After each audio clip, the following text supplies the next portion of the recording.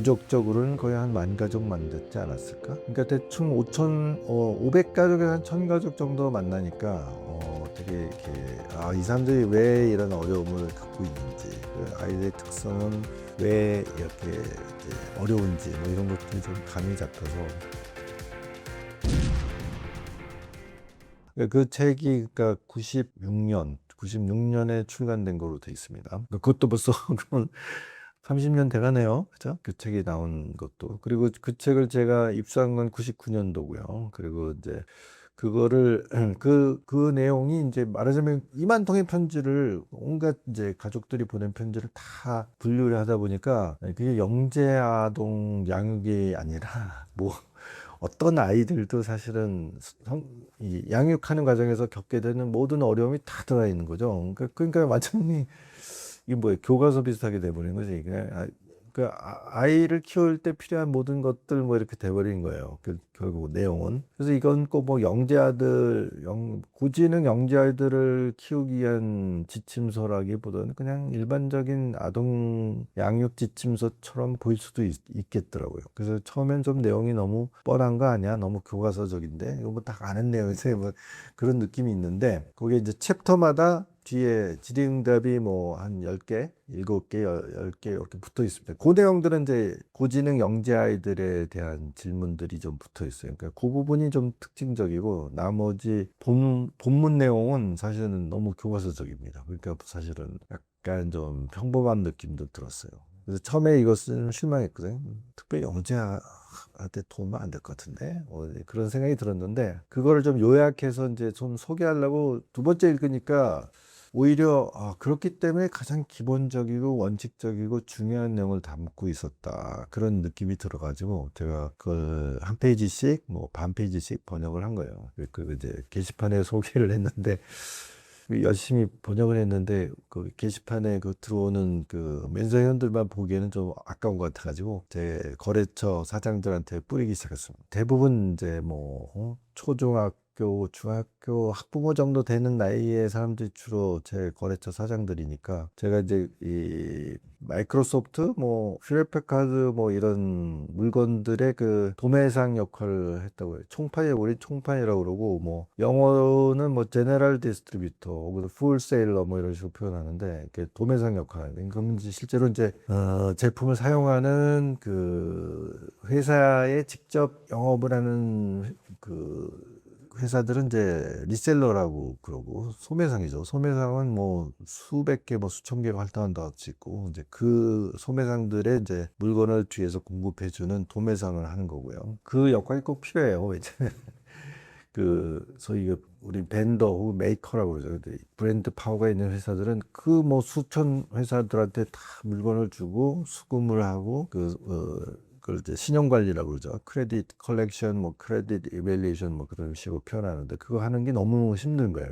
자기는 좀 규모 있는 번듯한 회사, 그래 확실하게 뭐 현금 주고 뭐 물건 팔고 뭐 그런 이제 그런 거 관리하고 싶은데 그게 안 되죠. 이 소매상들은 영세하기 때문에 일단 외상으로 물건 받아다가 이제 공급하고 그 역할을 해야 되는데, 그래서 중간 역할을 하는 게 그 도매상입니다. 그러다 보니까 거래처가 많은 거예요. 거래처가 많고 거래처 관리해야 되는 이제 리스트가 많으니까, 제가 그 사장들한테 뭐 참고로 읽으세요 하고 이메일을 뿌리기 시작했더니, 그래서 그거를 뭐 이런 걸 보내 뭐 이런 사람도 있었겠지만, 이 양반은 뭐 이런 것도 보내주네. 그래서 뭐 재밌게 읽는 사람도 있고, 그리고 뭐 이 내용은 참 좋은데 하고 자기가 활동하는 지금으로 따지면 카톡방 같은데, 뭐 텔레그램 방 같은데, 뭐 그런 교육적인 내용, 교육 양육에 대한 내용을 이렇게 막 올리기도 하고, 그러다 보니까 이게 막 여기저기 날아다니다 보니까 뭐 갑자기 전화해가지고, 야 현범이 너 말이야 네 글이 여기 있다 뭐 그런 얘기도 듣고, 무슨 골프 동호회 게시판에도 올라가 있다는 둥, 뭐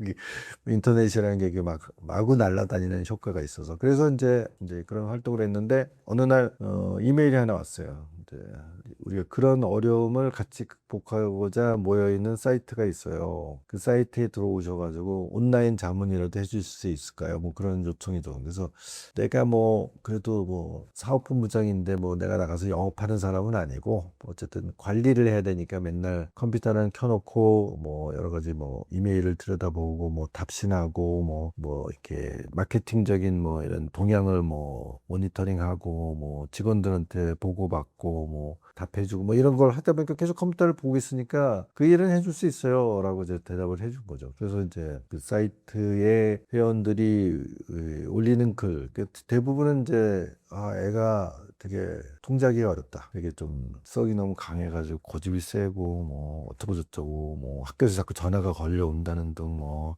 학교나 뭐 유치원 가기 싫다고 뭐 등원 거부 뭐 등교 거부 뭐 그런 얘기들이 자꾸 올라오는 거죠. 그래서 거기다 이제 제가 댓글을 달아주는 거죠. 그래서 제가 어렸을 때의 경험, 뭐 우리 아이들 키우면서 했던 경험, 그다음에 책에 있는 내용들, 그다음에 멘사 그 활동하면서 봤던 거, 뭐 이런 것들 이렇게 답을 조금씩 달아주는 거죠. 그러다가 이렇게 점점 이게 고민 내용이 깊은 거야. 힘들다는 거야. 진짜 힘들다는 거야. 그래서 또 댓글도 길어지고.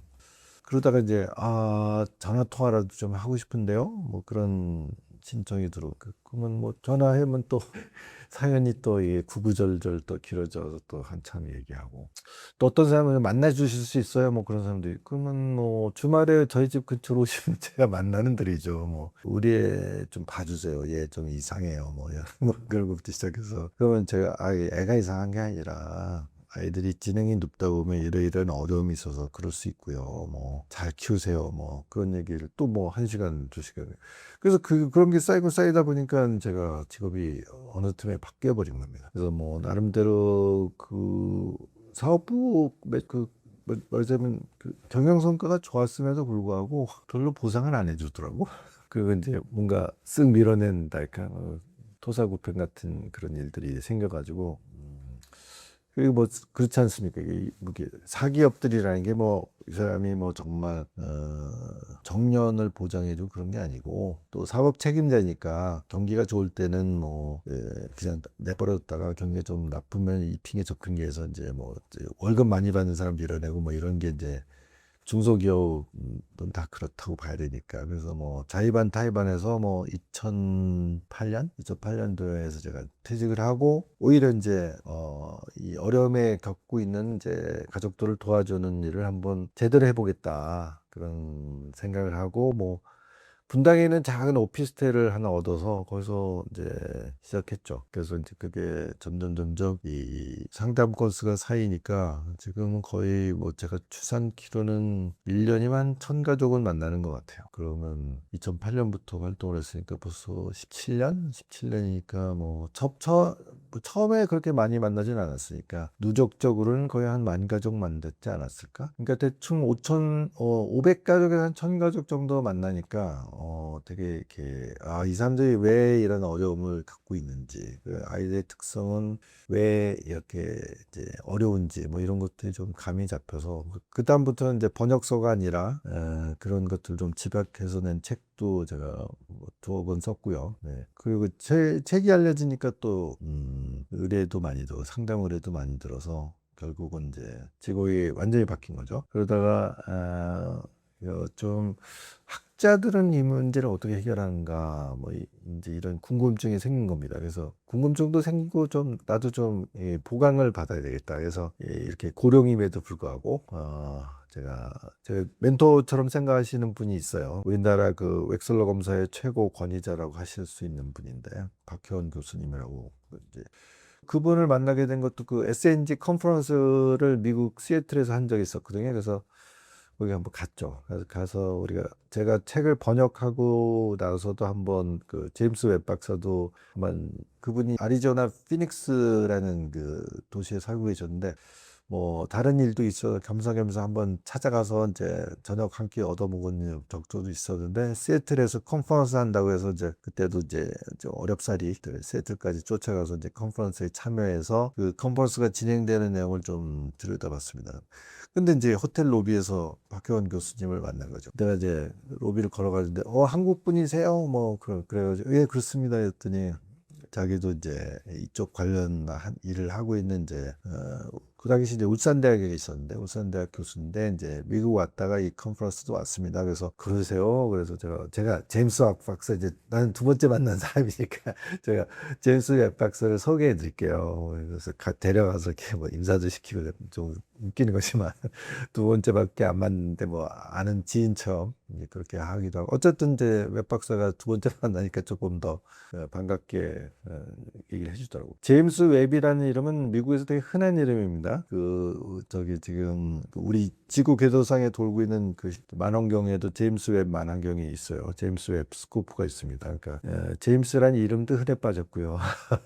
웹이라는 성도 되게 흔합니다. 그래서 제임스 웹 참 이렇게 치면요 여러 명 나와요. 근데 그 만원경 제임스 웹은 천문학자 제임스 웹이고 제가 말씀드린 제임스 웹은 이제 오하이오주에서 이제 심리학 교수를 하시던 이제 선생님입니다.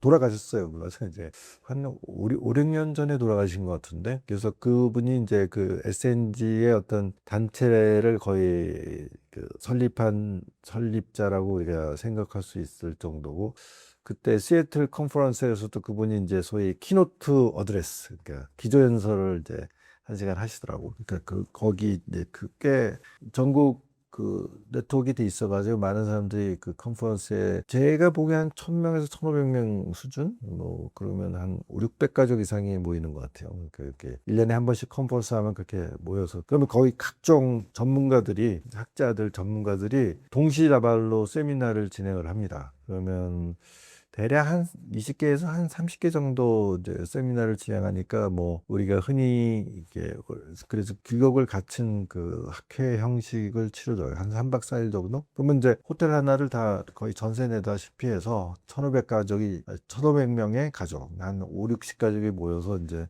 거기서 묵으면서 뭐 같이 쫓아온 꼬맹이들은 이제 어린이 프로그램으로 좀 이렇게 재밌게 해주고 어른들은 자기가 봐서 마음에 드는 세미나 참인 거 하고 꽤 전문가 그룹들이 나름대로 이제 모임도 갖고 그렇게 하는 거죠. 근데 거기서 이제 박혜원 교수님을 만나가지고 제가 지금까지 그 멘토로 생각하고 시시때때로 이제 자문도 구하고 조언도 구하고 그리고 뭐 자료도 받고 이제 그러고 있습니다. 근데 그분이 이제 그분한테 부탁을 한 거죠. 제가 이거 그냥 문외한으로서 이렇게 활동하는 게 좀 선을 넘어선 것 같으니 좀 공부를 해야 되겠습니다. 그랬더니 그분이 누구누구를 찾아가라 이렇게 된 거죠. 박경빈 교수님이라고 그분은 아시아태평양 영재학회라는 게 있습니다.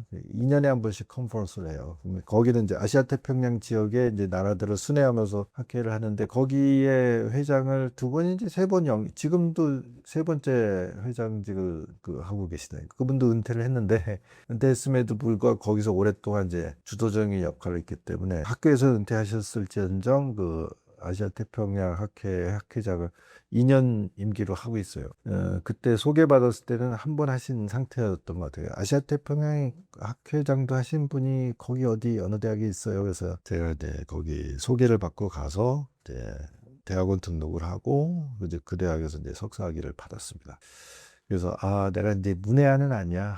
나도 이제 그래서 사실 크게 기대는 안 했는데 아무래도 이제 학교에서 하는 내용하고 실제로 이제 필드에서 이제 부모들이 겪고 있는 어려움하고는 갭이 있기 때문에 그런 문제를 이제 공부를 통해서 얼마나 도움이 되겠어라고 생각을 했는데 막상 이제 2년 동안 공부를 해보니 도움이 많이 됐죠. 제가 전혀 모르고 있던 이제 그런 부분에 대해서도 알게 됐고 학교에서는 혹은 학자들은 이 문제를 어느 정도까지 인식하고 있는지 그리고 학자적인 견해는 어떤 건지 양쪽을 다 볼 수 있었다. 저는 주로 이제 수요자 측면에서 이제 고지능 아이들의 부모들이 겪고 있는 어려움 그 위주 저는 이 문제를 들여다보는 거고요. 학자들은 이제 그런 아이들을 이제 학문적인 대상으로 좀 본다고 할 수도 있을 테고 지금은 이제 박사과정 공부를 하고 있는 중인데 박사과정의 이제 주제는 조금 바꿨어요. 그러니까 석사과정은 이제 영재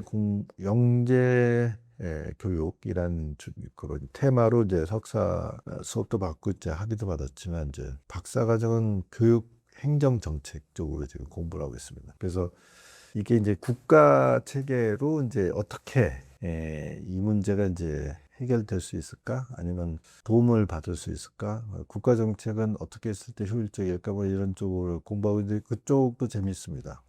공부 공부할 게 무궁무진하게 많긴 많은데 제가 뭐 사무실을 운영하면서 그 공부를 병행한다는 게 좀 부담스럽긴 하긴 한데 근데 제가 거기서 또 얻는 것도 많습니다. 그러니까 지금 그 석사과정 때 영재 공부하면 이제 학술적인 배경부터 도대체 뭐 이 지능 검사라는 게 도대체 믿을 수 있는 거야? 뭐 이런 것부터 시작해서 이제 그런 부분을 공부를 할 수 있었고요. 근데 이 박사과정에서는 이 정책적으로 이게 해결될 수 있는가 그 가능성에 대해서 계속 자료를 들여다보고 있어요. 그래서 이제 제가 거기서 배운 우리나라가 잘 돼 있어요.